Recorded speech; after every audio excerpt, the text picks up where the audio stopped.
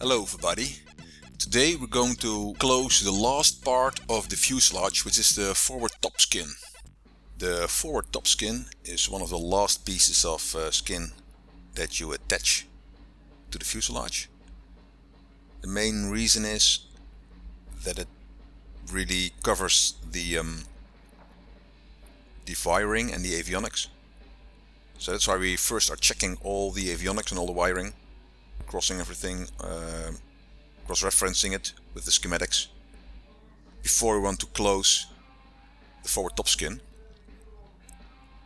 Although there are access plates, I've built access plates into the forward top skin so I can reach in there later.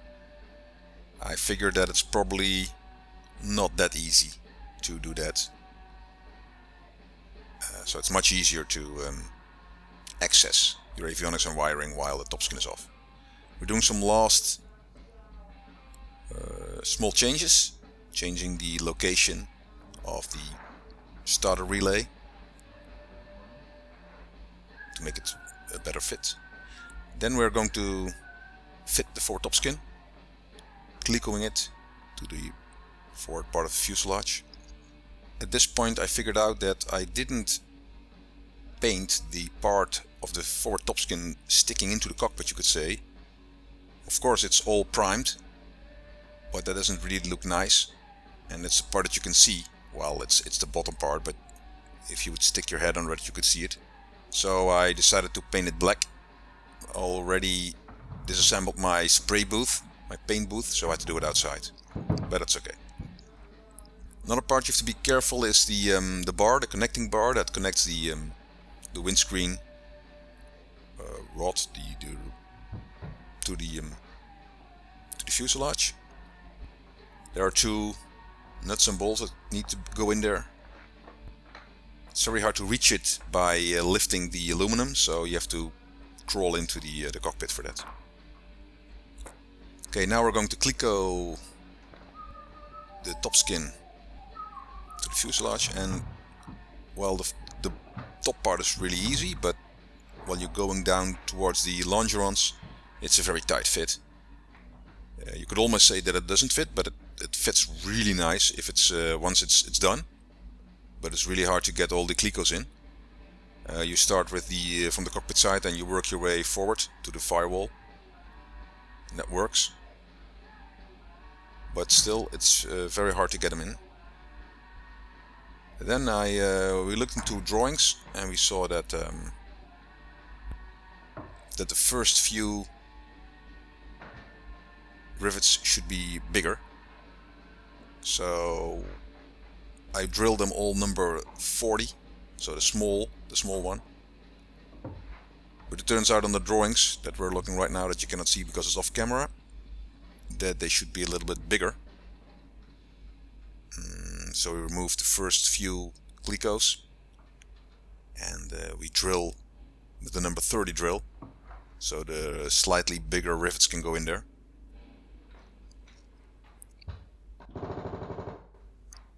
Not sure why I missed that earlier, but okay, I did. Okay, because we made the holes bigger, we also have to dimple it again, so we can use a squeezer for that. That's really handy that you can use that one, because there's no, well, of course you could remove the complete skin and then use the DRDT2, but this is much easier. Okay, reattaching everything using the right clicos on the forward part. And then we can start riveting.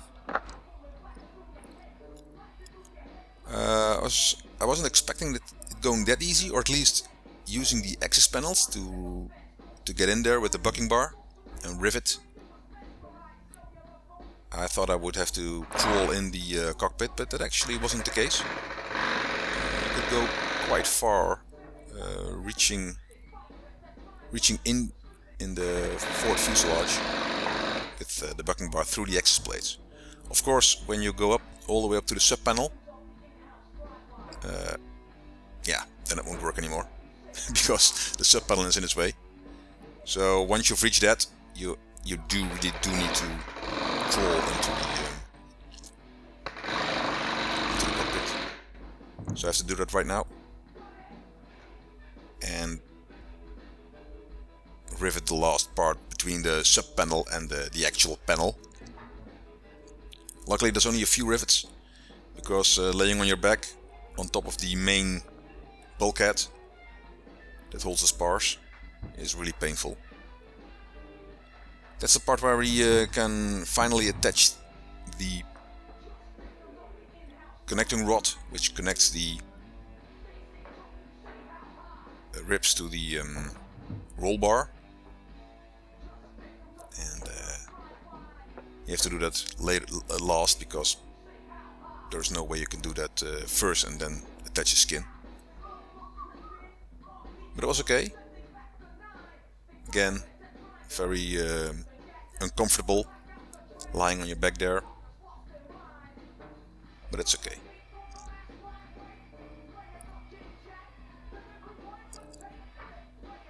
Having the right torque, now we can continue with riveting. So again, reaching into in this case, the other access plate, access hole.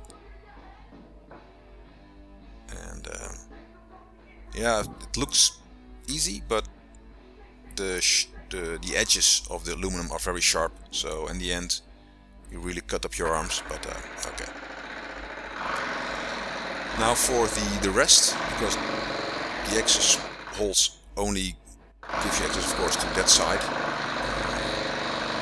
we gently bend the aluminum a little bit and go from the bottom side, from the longeron side, reaching in. You can bend aluminum a little bit, not too much, because if you really bend it, then it's yeah, horrible. But this went actually quite good. So we did both sides, and you can even go all the way down towards the longeron. The longeron itself, and also a few rivets above that, it's not doable, so you have to crawl into the fuselage again. But in the end, the result was really nice, and yeah, we've riveted all the skin that needs to be riveted.